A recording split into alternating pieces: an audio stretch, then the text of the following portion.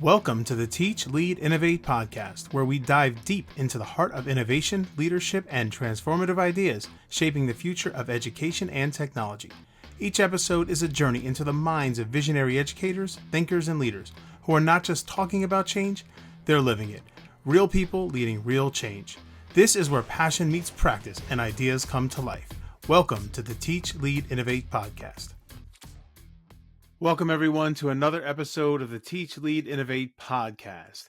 I am so excited to welcome to the show today, Tom Rogers. Tom Rogers is an experienced educator and middle leader with over 13 years of experience teaching history in the UK and internationally. He has served as a history teacher, head of history, and assistant head teacher. Passionate about improving schools for teachers, Tom has written over 100 blogs for TES, shared insights on Twitter, now X, produced videos for his YouTube channel, and created online courses used by more than 20,000 students. In 2015, he founded Teach Meet Icons, a network hosting free annual CPD events for teachers in the UK. In 2020, he launched EduDate, featured by major media outlets, and is the director of Teachers Talk Radio. Welcome to the Teach, Lead, Innovate podcast, Tom. Well, thank you, Dave. Really good to be here. Thanks for inviting me. Sorry it took about a year for us to have this 20-minute conversation, but you haven't killed me yet, so we're on a level. I've apologized. No problem at all, Tom. It is a pleasure to have you here on today, and I can't wait to dig into some questions. So before we even start into major stuff, can you share a little bit about your journey? Why did you get into education, and can you just tell us a little bit about yourself? Sure. I got into education probably by accident because my entire family are teachers. My mum, my dad, my grandmother, my granddad, my uncles, my aunties, my brother, everybody basically in my entire family is a teacher, and I've got two or three relatives who are head teachers, right? So I've had that sort of grounding, and I sort of tried to get away from it, and in the end, I just gave up and just went into teaching because I thought, look, you've tried to get away from it, you've had your gap year, you've done all the things to try and figure it out, and actually, I realized I was quite good at it when I was 20, 21, and then I was like, right, this is what you're supposed to be doing, and then I went into teacher training in Aberystwyth, which was fun. Even though I was manically depressed for a lot of it because of a girl issue, but I was just being honest.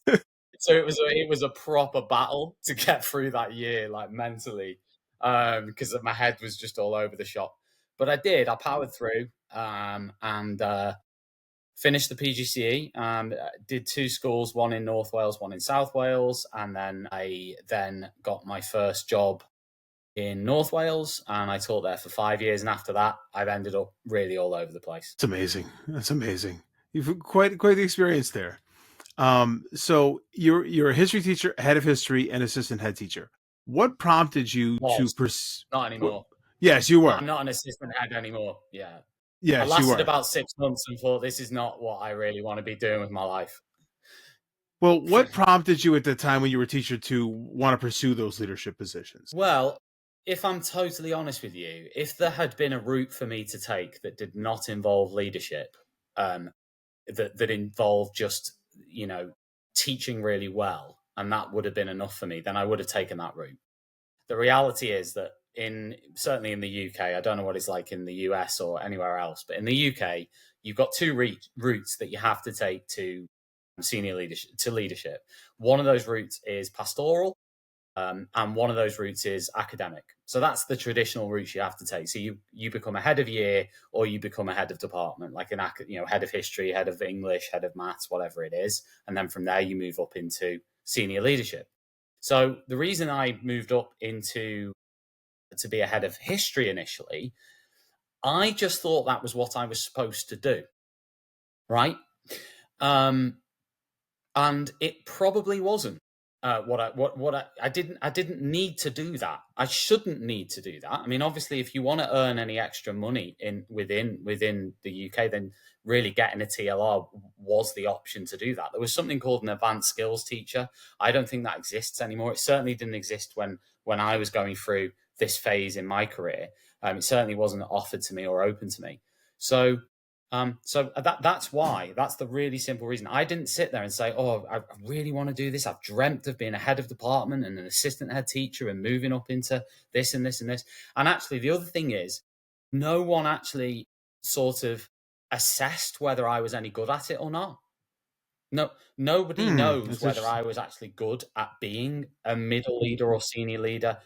I certainly didn't feel very good at it at particular points. And as much as I'd had some sort of generic leadership training, I didn't really have the sort of long term, really developmental sort of leadership training that I really needed at that time.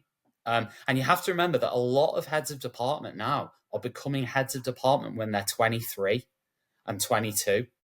Very young. They're managing and leading people who are in their 50s and 40s and 50s, who've got 20, 30 years of experience. They may be capable of doing that, but it might just be more fluke than judgment, because the way in which I got my roles was because I was a good teacher. It wasn't anything to do with leadership and Shocking. management. It was because I was good at teaching. And people immediately equated, he's good at teaching, so he'll be good at leading. And I sold that because I thought that's what I was supposed to sell. That I'm, in the interviews and stuff, yeah, I'll be really good at this.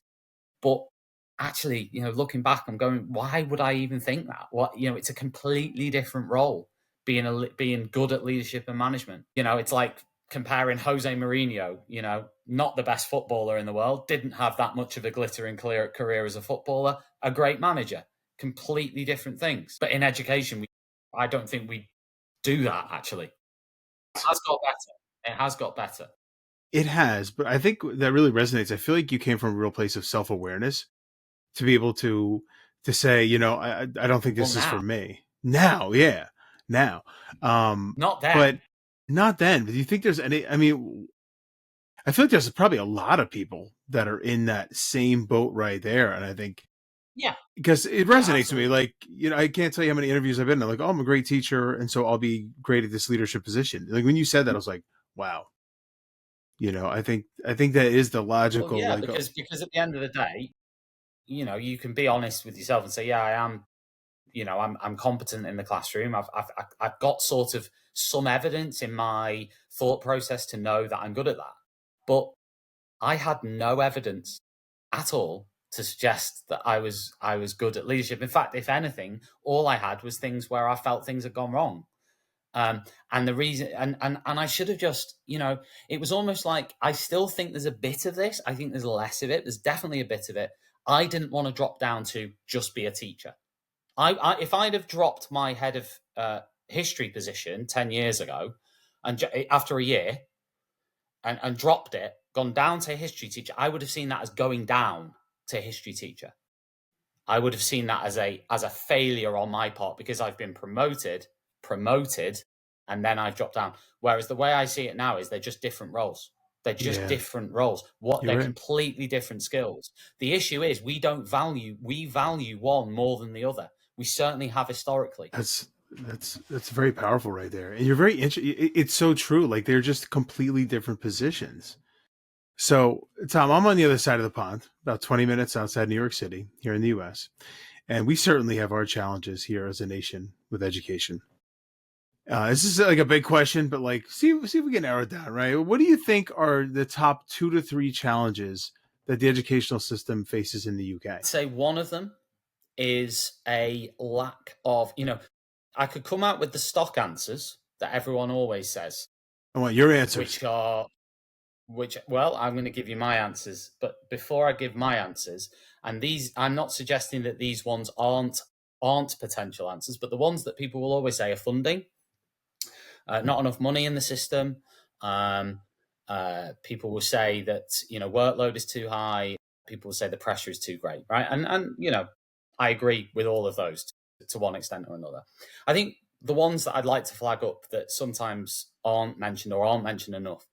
One is, we have become a society that doesn't like responsibility and accountability anymore on an individual level. So what this basically means is we have become a place where we would rather go down the easier path than sort of saying, yeah, I've done that and I have to own the consequences of doing it, whatever those consequences are. I think that the lack of accountability and responsibility within the system when it comes to student behavior, and also when it comes to if I'm honest, parental behavior as well at times, particularly in the last 5 years. When it comes to that, I think things have got even worse than they were. And I think that the longer that goes on, I think the more problematic it's going to be for teachers in the classrooms, because that takes away control and agency and the authority to be able to manage a classroom and really sort of do what you need to do as a teacher. If you haven't got that, it makes it just doubly difficult to be an effective teacher. So the answer to that for me is shifting the dial on accountability and responsibility back away from schools and teachers and more towards parents and students. At the moment, it's like that. It needs to go somewhere closer to the middle. And I'm not sure how that's going to happen, and I don't think it will happen anytime soon. I think things have evolved in that direction over 20 or 30 years, and particularly in the last 10 years. And, we've got to try and bring that dial closer back to the center. The second one, I would agree on the issue of let's focus in on teacher pay. I think there has to be a realignment when it comes to the work that a classroom teacher does compared to somebody who can work flexibly and work remote. Because since the pandemic, you have got jobs popping up that are either hybrid or fully remote, where the hours of work are less, the stress will almost certainly be less. There isn't a commute, whereas in teaching, there has to be a commute. There has to be, because it's a face-to-face profession. And these things need to be taken into account when it comes to salary calculation much more than they currently have been up to this point. So to give you an example, the starting salary for a new teacher in England has just gone up to £30,000. But if you imagine a lot of other graduate jobs, and this includes remote work or jobs with different terms and conditions and different working cycles, it could be anywhere between 30 and 40,000 for other sort of professionals. There's certainly very little under 30 for a graduate professional at a higher level. So unless you can bring teaching, and remember, there aren't enough teachers. There's nowhere near enough. So unless you can, again, same with accountability and responsibility, unless you can bring that dial on what the expectation is of a teacher in terms of their salary and their working conditions, and make it more of a level playing field with other with the marketplace in terms of work, it's going to be very difficult to retain teachers and get them to go into it. So that might be the second one. God, have I got a third one? I mean, I'll just stick with two, Dave, if that's all right. I think they would be that's fine. It would be two. There's many more than that, I'm sure I could reel off, but I'd say they're two big ones. I'd have to say that that's a big, first of all, that's something that I didn't even think about, like the actual dynamics of the job itself. That's extremely important, and especially relevant in this post-pandemic, like, reality. Yeah. So it's changed, hasn't it? It's changed. Completely. It's completely changed. And but teaching hasn't changed. No, it hasn't. Partly because it can't change. Mm-hmm. There are fundamentals that mean that it can only be flexible up to a certain point. You cannot have, and still be effective. So therefore, because we acknowledge it can't be, you have to reward higher. You have to award above the base rate for that lack of flexibility that you can't offer. You're saying, here's where the salary should be. We've raised it based on what we think the job is, but then they should be looking at, okay, what's the penalty that we can't offer teachers that we can offer in lots of these other roles? What can we do to sort of How do we measure that? How do we add that in? So that's one thing that the US and the UK definitely have in common is this national teacher shortage. And obviously pay is I would say one of it's the number one factor, I think. But what do you think are maybe some possible other things that we can do to retain teachers or to, I don't know, I guess appreciate them more, just teacher satisfaction overall. I think the language is important when it comes to the political language around education. I think that Bridget Phillipson, the new Labour Education Secretary, has made a pretty good start in terms of, her language has been very sort of appreciative and very, sort of it feels, genuine, and it feels a bit more respectful. So I think that's always a good place to start. I think that pay is obviously one thing, and that's something that's going to rumble on. But also, I think behavior and thinking about how how do we make classrooms work? Um, you know, I you know I don't know anymore whether asking the question, what is inclusivity? What is like I was when I started teaching, I was always taught to try and it's my job to make a difference and to keep everyone in the classroom. That was really, you need to try and keep everyone in the classroom engaged in this learning. That's one of your jobs. Keep everyone in there. Now, as time's gone on, is that I've questioned. I don't see any problem with homeschooling. I don't have any problem with. I think the world is evolving in such a way that some people say no, homeschooling it's a bad idea. It's not it's not the. I don't like. Maybe we need to completely get radical on what how things work when it comes to schools and education and teaching. Maybe it does need to flip more in terms of you know yeah, the whole attendance thing, having attendance targets. 97, we want to get to 97% of everyone attending school. Yeah, completely. I've bought into that for my whole career, but maybe we need to change it. I don't know. Maybe we need to look at it and go, maybe it does need to be a bit more individualized now. Maybe it does need to be a bit more if you want to do that and take, that child's not going to be in school and they're going to do their own thing at home, then fine. Rather than no, we want you to come in. We need you to come in. We need to get our attendance figures up. Right? I'm not saying don't get me wrong. I'm just throwing ideas out here. But a real evolution, an evolution of the current system. I think so. We need to start thinking about the way the world's changed. In the last 5 years. It's been a gradual change. It hasn't just changed because of COVID. A lot of things have changed before COVID. It's not just about what happened then, but that has had a lasting impact, and it will continue. Working practices have changed. Life practices have changed, right? So yeah, I do think there needs to be more radical thinking. It can't just be little things matter, but we need to start big picture, big ticket items of radical thinking to change it. One thing I sort of thought of in 2016, I wrote an article, "The Future of Education," for Google. I think it was for Google at the time or something. And in this article, I wrote about a school of the future, and this was before COVID. Remember, I wrote this in 2016, where for 4 days of the week, the teachers would teach the students in conventional classrooms, and then for 5 mornings of the week they would teach the students in conventional classrooms, and then in the afternoon they would put all the students in the entire school into a hall, and they would all have their own one-to-one devices, and they would all be supervised by 3 or 4 members of staff from the school, while the rest of the staff were free to do whatever they wanted. Wow. And that would then free up teacher time. Now, there will be those who would say, well, what quality of education are they getting in that 2 hours every afternoon? I understand. Listen, no way is perfect, but I'd rather something that is imperfect that gets teachers in and keeps teachers in than something that just doesn't work.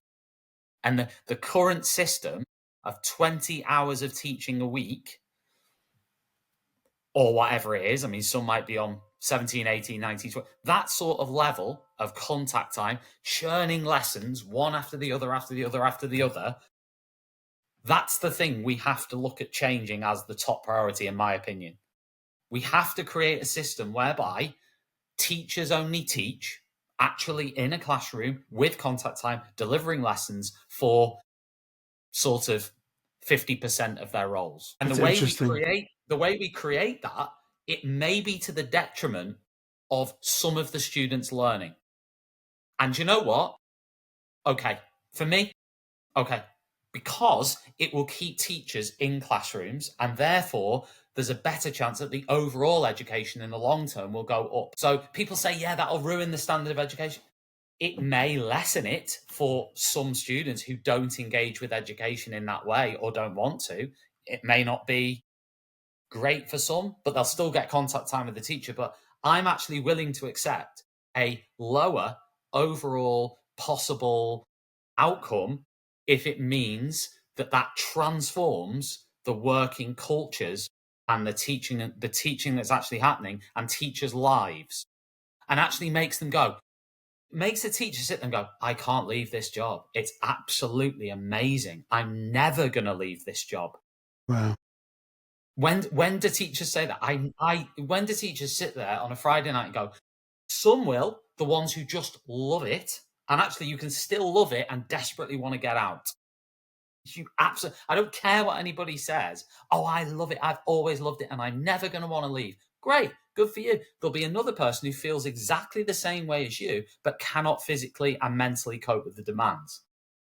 So for me, it's not about that. It's just about changing the entire whole system for the good of everybody. And that was one radical thing that I thought about in 2016. And I still hold on to that idea to one degree or another around that approach. But I think also, Tom, since 2016, there's so many also additional like online resources and platforms that if you sought a model like that, could really supplement that instruction in a meaningful way, so that it's not necessarily going to lessen the quality of instruction. It's not going to be, of course, the same as that teacher contact, but it's not necessarily going to be ruinous either.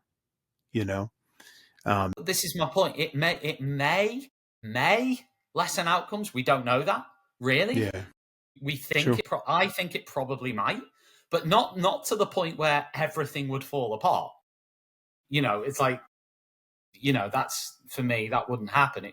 But what I do think it would do is it would absolutely transform the actual working lives of teachers in a way that none of the piecemeal changes can do. Salary can't do that. You Just on could pay quality someone of work. Quality of quality of work. work. You could pay someone 100 grand, and if they are mentally broken, it might as well be peanuts on a plate. Very good point. They don't care because they're mentally broken. Believe me, I've been there. Someone could have said, we're going to offer you an extra X amount of money to stay in this particular place. No, it wouldn't matter what you offer me. I'm not staying. I cannot even see the building anymore. I just can't do it anymore. I can't smell it. I can't look at it. I can't approach it mentally. I'm done. I'm checked out. And a lot of teachers get to that point in different scenarios and different situations. And, and yeah, we need to think of ways to make that better. I mean, again, we come back to the leadership and management point that I mentioned earlier. I said about me as a leader and manager, there'll be some people who have gone into leadership and management who are just not good at it. But no one's ever really, they might sit there and go, oh, the student test results are really good, so I'm amazing. But when I look at the research, it tells me that the efficacy between teacher and school quality against student exam outcomes isn't maybe, well, for one, individual teacher wise, I did a whole podcast on this for like 90 minutes, and like, I'm telling you, it's not the big link people think it is. And with schools, we're talking about cohorts of individuals bundled together who happen to get really good exam results, right? I don't buy the whole I've done this, okay? But even if you did, that doesn't mean you're a good leader and manager. does it? It's like, so yeah. So maybe there needs to be, I mean, there is a lot more focus now on, I mean, the amount of qualifications and stuff you can do as a leader and manager to improve. I Of didn't course. have that in my early 20s. I did not have anything really in my, I had a bit, I did an SSAT qualification, but it was going out once every 3 months or something for a day. That was what it was over 2 years. I think what leaders can do is, if they really focus and really this is like leading from the heart right here, try to create that environment for teachers that is one that is not stressful, that is one of like they can really grow. And yes, there's so many barriers still that teachers are going to face, or obstacles, but at least coming into work for somebody that you admire or that you know has your back, I think means a lot too. And I think maybe that's a way to affect, if you're looking at like test scores or student achievement, is, keeping teachers happy. If teachers are happy, then students are going to be much more happier. And I think there's that sort of effect too. But I think there is power in leadership, but I think it really has to be focused in on that servant leadership, and how can I make everybody in the school community feel like they are part of a family and a community in a real, genuine, and sincere way. And I've had that as well. Absolutely had that as well. That first school I was in, the head teacher there, listen, I'm sure if he was sat in this interview now, he'd say I wasn't the perfect head teacher. But what he Of course. was is somebody, and nobody could turn around about that head teacher and say that he wouldn't have had their back in a situation. No, not one member of staff in that school. You might get someone who say he was rubbish at this, and this. Would he have your back in a situation? Yeah. Was he someone that you could trust, in the sense of trust he's telling you something and he wouldn't lie to you? Yeah. Right? This, and through that, he creates a culture where no one's under an impression, oh, this is perfect, that's, but what it did was it makes you comfortable to be there. It gives you an underlying foundation stone, and somebody at the top of the organization who you can trust and has the best interests of you and that organization at heart. And you, as a teacher, you will overlook a hell of a lot for that. If behavior's not perfect, I'll fight for you. I'll go in there and I will fight in that classroom for you and for this school every day, because I like you, and because I trust you, and because I know you have really good intentions and you really want to do well for the kids. You really care about the kids, and I can see it every day and every week. This was this head, and I will. So It's awesome. when someone says, "Oh, the behavior is awful," I will fight through it in that situation. I will go for it, and I will power through, and I will, I'll turn up, right? And that's the power of that leader, isn't it? The top, who For appreciates you, sure. knows you, has a conversation with you, is not some indistinct sort of grey suit over there who, just and says all the right, really schmaltzy, like, "Good morning, Tom. How are you? You good?" Sorry, I did an American accent then. I don't know why I did that, Dave. Hey, Tom, how are you? You good? Yeah, There good, you thank go. you. But if I did sort of that, but then the rest of the time, I was like, "Oh, sugar, there's a massive parental complaint about Tom. What am I going to do? Maybe I should just side with the parent," right? And bring Tom in and ask him questions about what he could have done different, right? Or whatever. I'm not saying you shouldn't do that, but you get my point.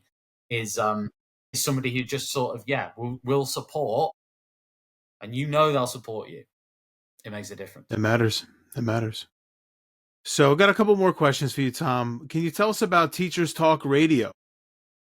Well, Dave, I mean, it's like, one of my babies, isn't it? No, Teachers Talk Radio is I guess you can't just call it a podcast. It's a live internet radio podcast media platform. We do a bit of sort of news. We're very topical. All of our stuff's live. We create podcasts as well. We have a whole range of hosts from different backgrounds and different sort of teaching backgrounds who all host on it. It is like a nice sort of club to be part of, but not in a clicky way. Like, anyone can come on Teachers Talk Radio, and I think that's been our biggest strength. Is we have, I think, since launching in 2021, we've managed to really have the biggest possible range of people involved, whether it be hosting, whether it be guesting. We're not just one particular education strand, and that's what we believe in, and the rest of you can get stuffed. And actually, do you know what? I have my own views on education, and I've completely disconnected them from Teachers Talk Radio. If they're, you know, listen, Dave, it's like you with this podcast now going, well, I really, really, really, really, really don't like Tom. But I'm going to ask Tom onto my podcast because he's influential within the space. I think it's important to have different ideas. In your own podcast, though, but in your own podcast, Dave, no one would bat an eye if that's what you wanted to do, because that's the Dave Walker podcast, right? It's your own thing that you're doing, so that's absolutely fine. Teachers Talk Radio, I see as separate to me. I see it as something that has its own mission statement, its own values, its own structure, and its own identity. Awesome. And therefore, I that's why it's been successful, because I'm parking me. It's over there. It's an entity. It's its own entity. And I guess, like, from the education standpoint, that's really contributed to the success of it, because we've tried to just be informative and report things and have different people giving different opinions from all different parts of the education spectrum. And also we've been very teacher centric as well. So we've been really strict with ourselves in terms of, right, we want teachers on this. I just joined Threads, Dave, and I scrolled down Threads and I saw 10 posts saying, hi, I'm a teacher and I want to connect with teachers. And when I've clicked on the bio, it said, well-being and leadership coach, looking to, do whatever. And I'm going, that's what we've tried to avoid with Teachers Talk Radio. That doesn't mean that 100%, because that's what we are, Teachers Talk Radio. Yeah, makes sense. And the number of organizations with teacher in the tagline that have no teachers involved in them, okay, is big. So you have to center them, and even the ones with them in, when they're doing their big hit items, you don't see any teachers on the panels. You don't see any teachers in the conferences. You don't see any teachers on this and on that and whatever. So bring the teachers on. Get their voices on. I think platforming teachers has been a big thing behind it. And I think people recognize that. And I think that's been part of why it's been, why people have liked it over the last 3 years. So I hope that gives a bit of background on what it is. For sure. But you can listen to shows every day on all sorts. Awesome. You do a lot, Tom. You do a lot. You've got a lot of initiative. You got a lot of stuff out there. You have EduDate, correct, too, that launched. Still going. Still going. So how do you, Tom, how do you balance everything that you do? By working part-time, Dave. Because if I didn't, I probably couldn't have done what I've managed to do. So for the last 4 years, I've been part-time. I've still been teaching in a set school, so I've still had a long-term contract. I haven't just done sort of supply and gone in. I have done a bit of that as well, actually. But I've had contracts that have been long-term contracts, but they've been part-time contracts, which have allowed me to dedicate more time to these things. But it's also allowed me to carry on teaching and keep the positive experiences of teaching that I really still enjoy and love. And it's allowed me to keep those, but also have the time in the headspace to do the other things that I like doing and being creative. Because I do think with teaching, it did stop me from maybe being as creative as I naturally like to be over the years. Yes, you can do your lesson planning, but that's just one little thing, isn't it? Yeah. I mean, real proper creative outlet. So for me, I like that. I need that. And I've been really lucky to be able to do that. And people have supported the things that I've put out there. I'm not going to use the word supported. They've engaged with it. It doesn't have to be support. They've gone, do you know what? I might disagree with Tom, or I might not like this, but I've at least gone, I'll at least hear what he's got to say, or see what this is, or whatever. And people have done that, and I've just been lucky that that's happened. I That's think the awesome. teaching community are generally really supportive, actually. They're much better than me. I'm very cynical. My sense of humor is very sly. And I'm very, I've sort of a lot of irony and a lot of whatever. But the teaching community that's around me are way more like I think about. So in TTR, I have to give a shout out to these people. So there's a team at the top of TTR who, if I didn't have them, then it wouldn't be what it is today. They really, really help drive it forward. So, to give an example, we've got Lucy, Hannah, Nathan, and Seema, who really help to, sort of push TTR forward. And just on a sort of general level, they sort of represent. If you wanted to put a representation of the profession there, they are it. They're way more positive than me. They're way more supportive and and really they'll just yeah, we'll help. They're very helpful. So I think teachers are sort of like that. I think that speaks to the fact that that's a team that is balanced. Like we all have our misgivings, right? But like we balance them out with other awesome people. So, I think you just have a great team there. Yeah, no, it's been class, and even all the hosts, the wider team, you get to know people. That's the good thing about TTR. Like if you imagine, I guess it's a bit like a podcast network, sort of, but a Sort bit of. more than that because you're part of the same thing. But it is good just to meet so many people, connect with them, even if it's just on like a base level. It is cool like that. It is. It's Yeah. awesome, man. That's awesome. So, Tom, one final question. How can people get in touch with you or follow you if they want to learn more about the amazing, awesome stuff that you're doing?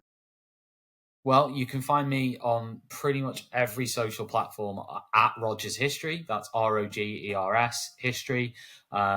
You can find me there, or you can find Teachers Talk Radio at TT Radio Official on Instagram, Twitter, Threads, LinkedIn. You can just search Teachers Talk Radio if you want to follow us there. And yeah, we'll keep across all the platforms, and yeah, just give it a look if it's of interest and you're interested in it. Awesome. Thank you, Tom.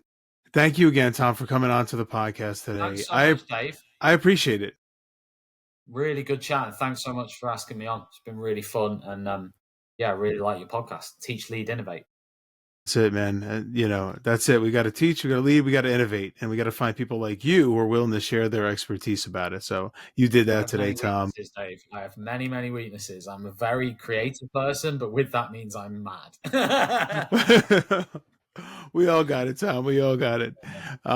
Listen, as always, I walk away from each episode that I do with more insights and points to ponder myself. So thank you very much. Brilliant. Cheers, Dave. All right, everyone. Until we meet again, stay inspired, stay positive, and have the best day ever.